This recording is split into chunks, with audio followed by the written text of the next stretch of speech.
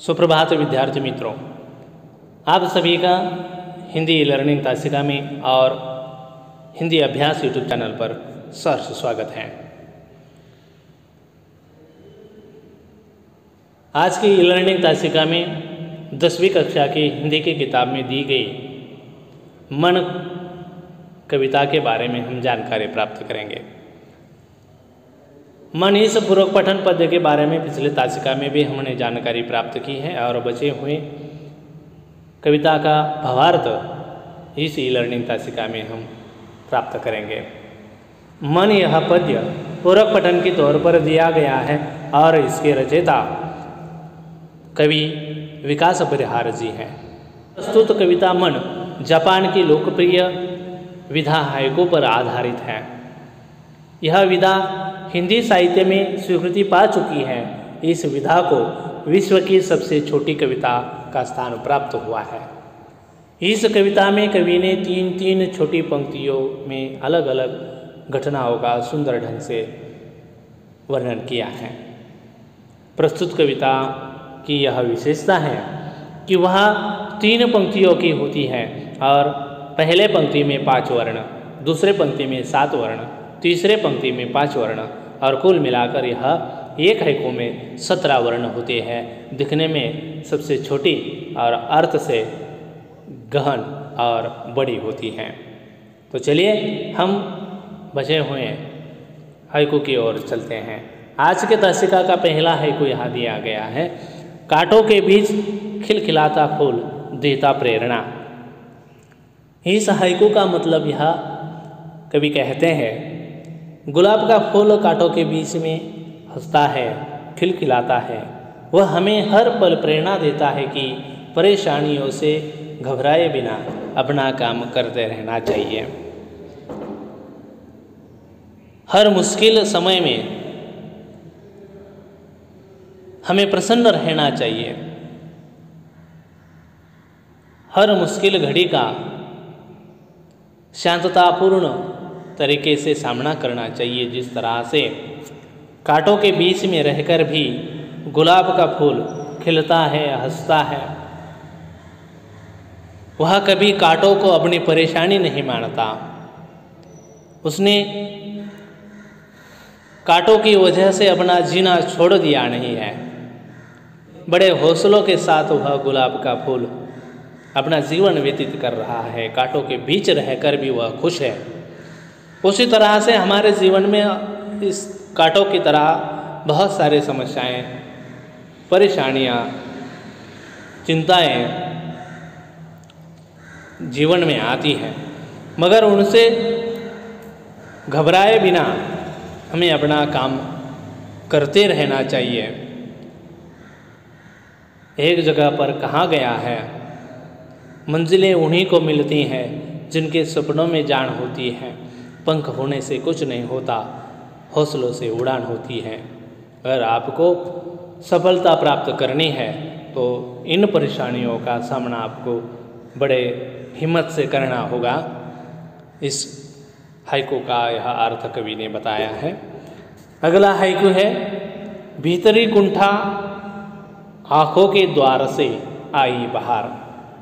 इस हाइकू का भावार्थ है, कवि कहते हैं, जब नेत्रों से आंसू बहते हैं तो वह मानना चाहिए कि मन की जो कुंठा है वह नयन के द्वारा बाहर आ रही है। मन में जो दबे हुए विचार हैं वह आँखों के माध्यम से बाहर निकलते हैं। आँखों के जल के माध्यम से वह बाहर निकलते हैं। आश्रु रूपी जल से वह हमारे मन से निकल जाते हैं। मनुष्य के अंदर बहुत सारे ऐसे विचार दबे हुए होते हैं। उन विचारों से वह मायूस रहते हैं और वह जब मन से वह दूषित विचार आँखों के द्वार से निकल जाते हैं तो मन बड़ा प्रसन्न हो जाता है। इसलिए यह कुंठा हमें बाहर निकालनी चाहिए। यह निराशा हमें हमारे मन से निकाल देनी चाहिए, यह कवि कहते हैं। अगला हाइकू है, खारे जल से धुल गए विषाद मन पावन।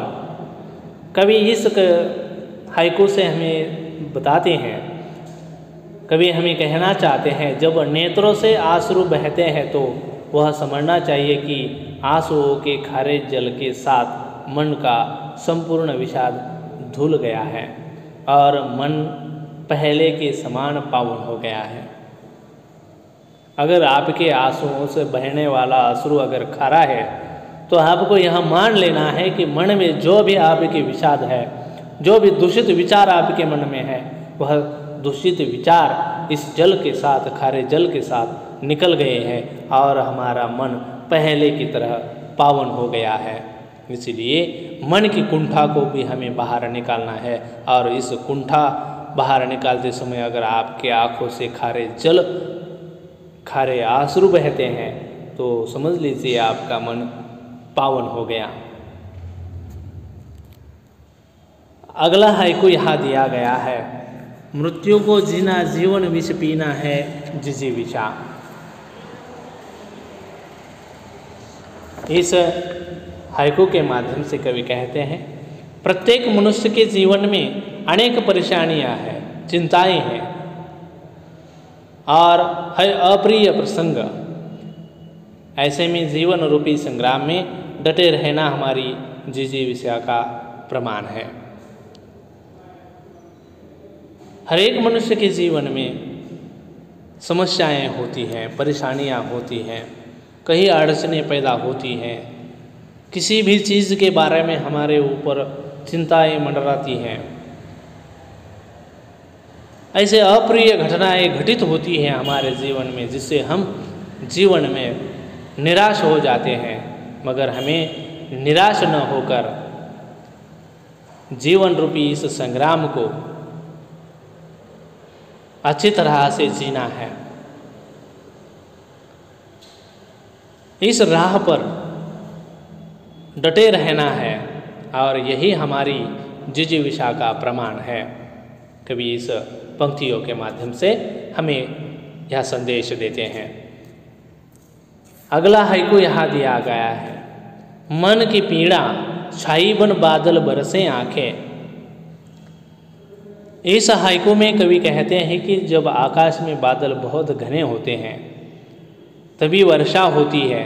उसी प्रकार जब मन की पीड़ा बहुत गहरी हो जाती है तो वह बादल बनकर आंसुओं के रूप में बरसने लगती हैं। ऐसी समस्याएं, ऐसे प्रसंग, हमारे अप्रिय प्रसंग हमारे जीवन में घटित होते हैं कि उनकी हमारे मन में बहुत ही गहरी छाप पड़ती है।